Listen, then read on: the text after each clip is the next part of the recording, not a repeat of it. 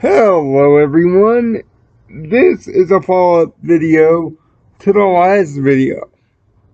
This is my long-form WrestleMania 37 card. This is a 10-match card consisting of the 2-night split, Night 1 and Night 2. The 5 matches that I explained in the last video, in which will find its way to the end card, are in fact the Night 2 card. So, this video will focus on Night 1. Plus, we're also going to be retiring some titles and introducing some new ones in Night 1.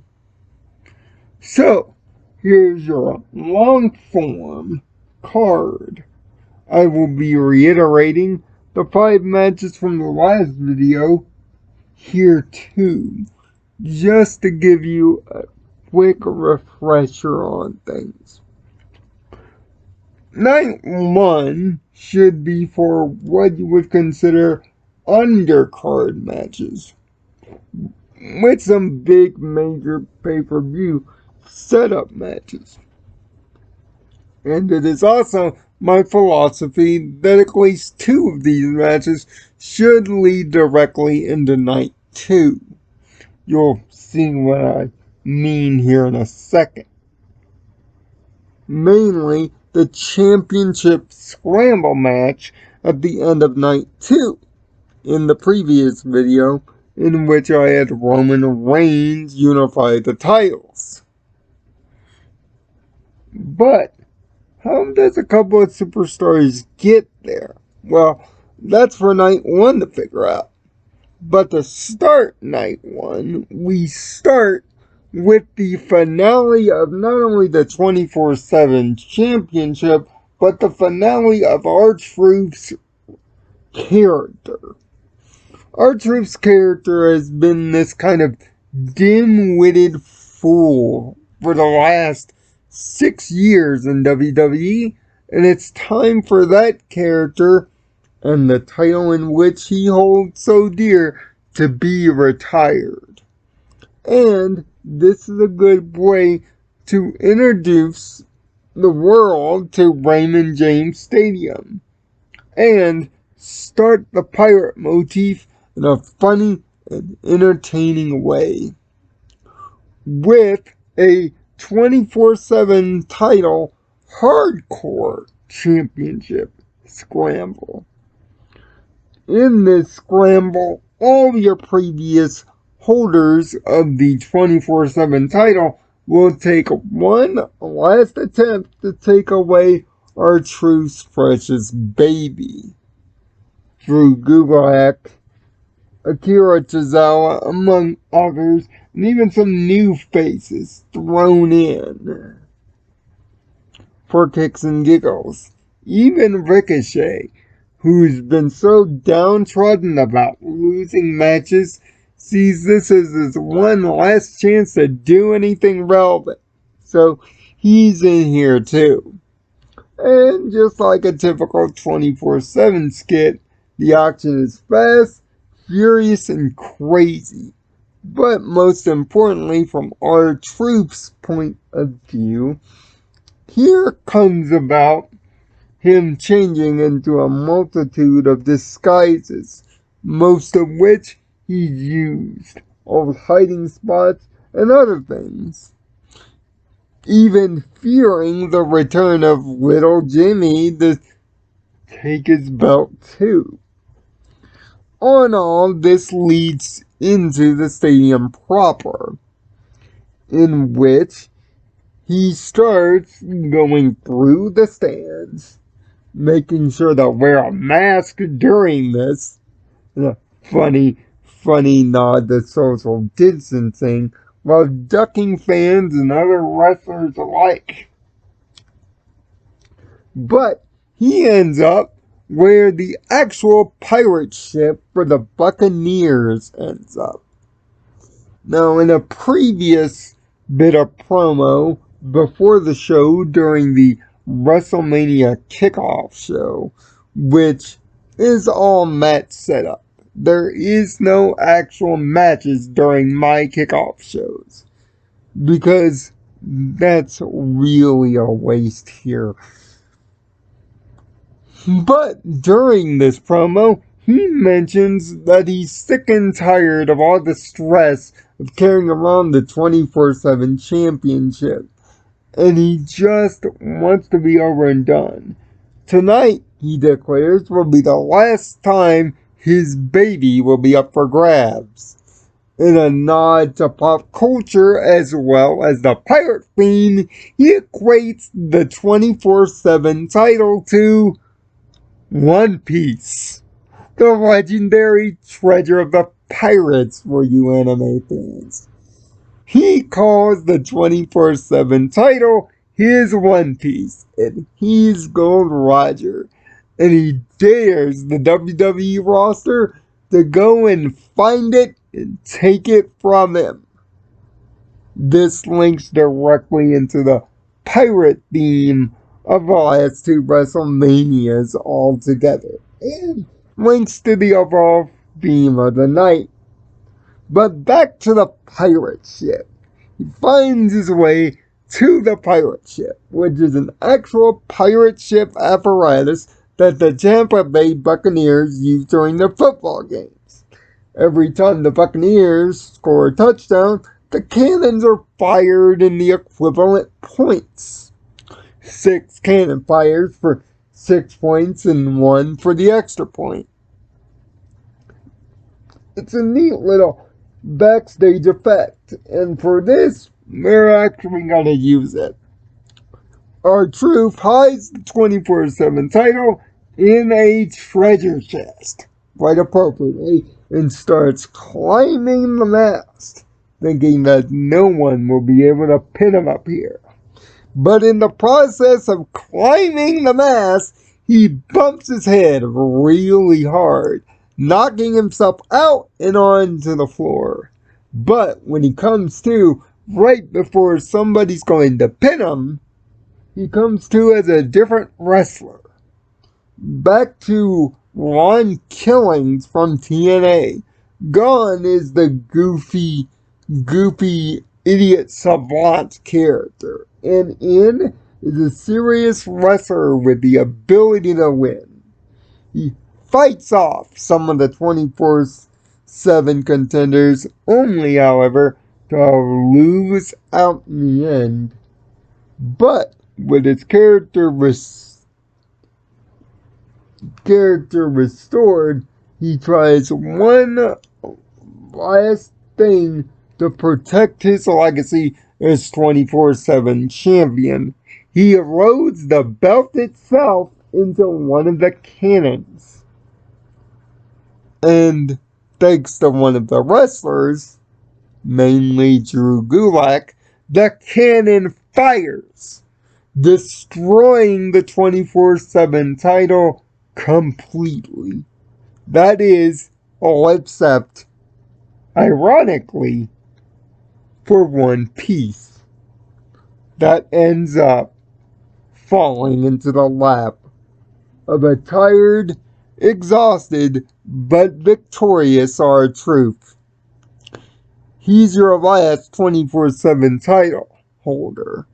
The title is never seen again. Speaking of titles that will never be seen again, it links right into our next match. The women's tag team titles are going to be retired on the Raw before WrestleMania. So, in their place, 2 brand new championships will be introduced. This is a smarter move for the WWE to do, in my opinion, and that's why I'm booking it here. The Women's Intercontinental and Women's US Championships. This is where we can finally get to Charlotte and Lacey Evans. They're in it for the Women's Intercontinental Championship. But not just in any old match. Oh no. It's a 2 out of 3 falls submission affair. Why? Because Lacey Evans has learned the figure four from dear old Rick, as Rick has been gallivanting around. She's picked up wins and she earned her way through a gauntlet match to be Charlotte's opponent in this match. The reason why Charlotte is automatically booked here is because she also, too, runs a similar beat the clock challenge to win the other spot. This allows the rivalry to end, but also have some stakes. But most importantly is Charlotte's character here. Charlotte is so disgusted, so angered by Rick and Lacey that she decides to disown the Flair name completely, ditching the robe, the music, and even her name, Charlotte, just referring to herself as the Queen from now on. She still keeps the figure eight, but she decides to rename it the Bow Down, as thus to separate herself completely from her father. This new look Charlotte is also more aggressive, more technically sound, suplex, power moves. She still, however, keeps the moonsault, though. But by and large, this is a different Charlotte. And she manages to get the 2 out of 3 falls win here, using the bow down. But not just on Lacey, but on Rick. You see, it's a double bow down. Because Lacey drags Rick into the ring to help support her version of the figure four. And it goes horribly wrong, which leads to the visual of the double figure eight and the double taps. And we have a new Women's Intercontinental Champion, the first. But what about a Women's US title, you say? Well, yes, we're going to do that too. And the Women's US title will feature Mandy Rose, Naomi, a up to the main roster yet again, Rhea Ripley.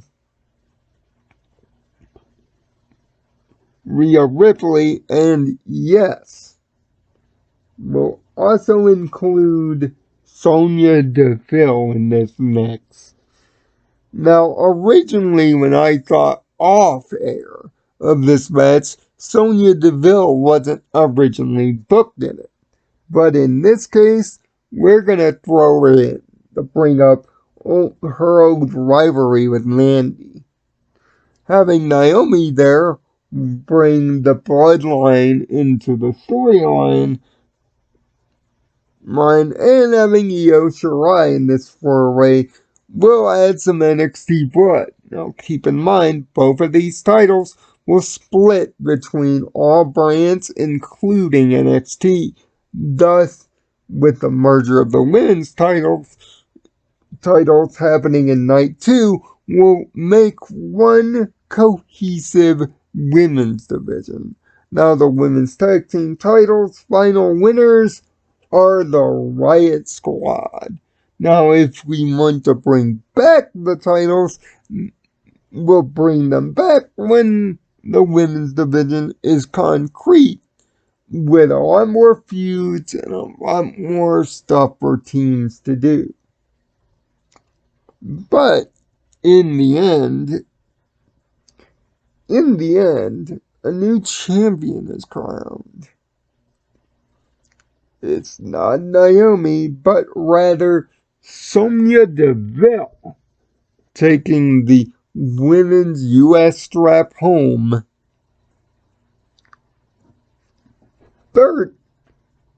Fourthly, we have a U.S. title skit. Now, this isn't a match, but once again, this plays up to a current WrestleMania theme. WrestleMania is switching cities from LA to Tampa Bay this year, and apparently, the new U.S. champion, Elias, after winning it from Bobby Lashley in a fluke win on the Raw before, didn't get the memo that WrestleMania is in Tampa Bay. Makes a wrong turn in Albuquerque, doesn't end up there, thus losing his way. In a comical skit that is paid off the Monday after Elias and the U.S. title completely missed the show. This leads to the traditional WrestleMania Battle Royal being for the vacant now, thanks to Elias's dumbness, United States Championship. Add this to the bonus 11th match. Shinsuke Nakamura will win the Battle Royal and the title, adding to his recovered mystique and adding another title to his name.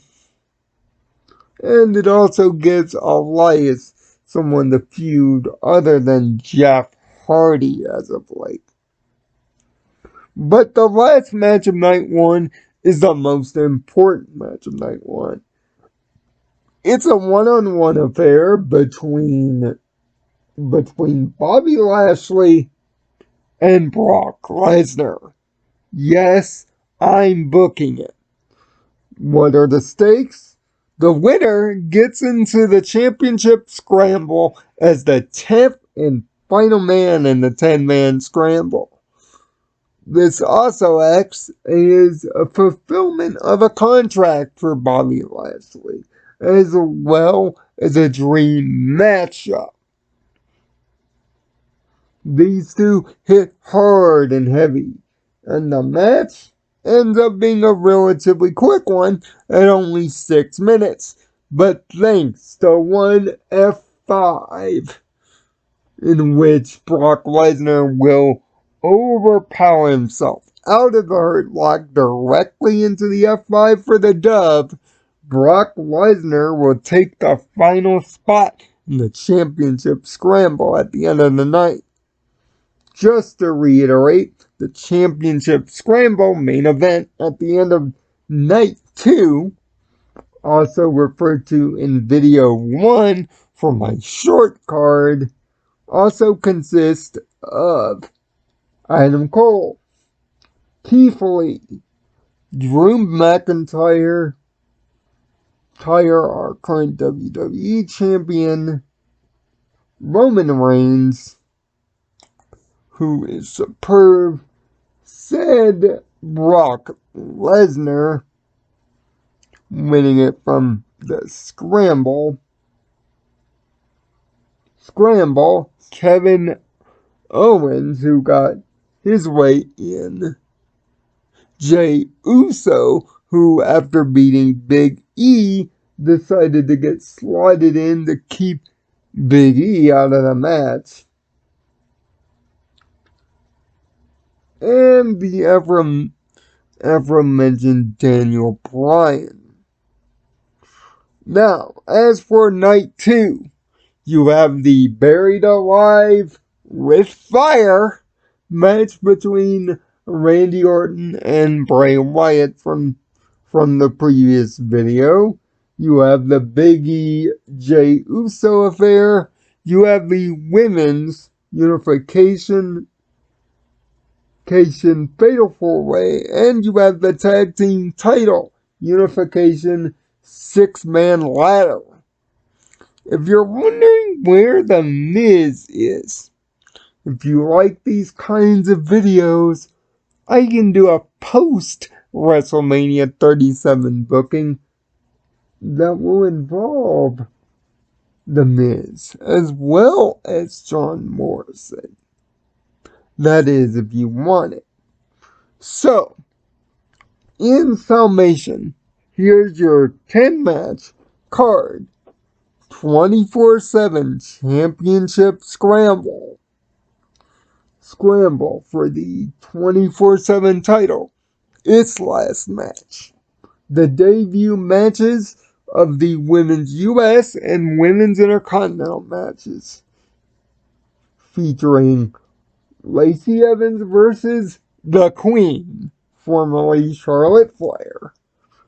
In the Women's US, you have Io Shirai, Naomi, Mandy Rose, and Sonya Deville.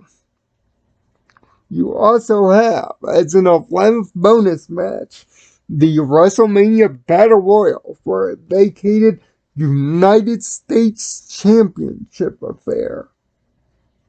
You have Brock Lesnar versus Bobby Lashley for the last slot in the WWE Championship Scramble at the end of night 2. You have a tag team title unification 6-way in which the Usos will beat the Street Profits, the Dirty Dogs, Rhodes and Ziggler and 2 other teams. The Undisputed Era from NXT and MSK. You also have Jey Uso beating Big E Langston for the Intercontinental Championship and a women's unification match for the women's world titles in which a new star will be born in Bianca Belair. So, that's the full 10-match card, with the first night described. Use the 2 videos together to get a full description of the card at hand, and the scenarios and the winners. If you like me fantasy booking wrestling, let me know down in the comment section below. And know that this is just a warm-up for a much bigger idea that I call goofy wrestling bullshit. Yeah, that's the name. It's a wrestling podcast featuring myself and /arbiter, aka Tyler Wooters, as we talk about the lighter side of wrestling per week, and talk about the serious stuff too. Hopefully, we'll get it underway as a group very shortly, but even if it's not Tyler and I might do a few episodes solo, just to keep things red hot. And again, this video and both of these booking videos were motivated by the Titantron podcast. Make sure to check him out on YouTube and give him a like and a sub. He just passed 100. And thank you for the warm comments and support. Support to the last video, Titantron. I am humbled and blessed as a fellow wrestling fan. And I hope you enjoyed these 2 videos together. But until next time, I'm Nirvana Sparkle. Find peace in your own Nirvana. See you later.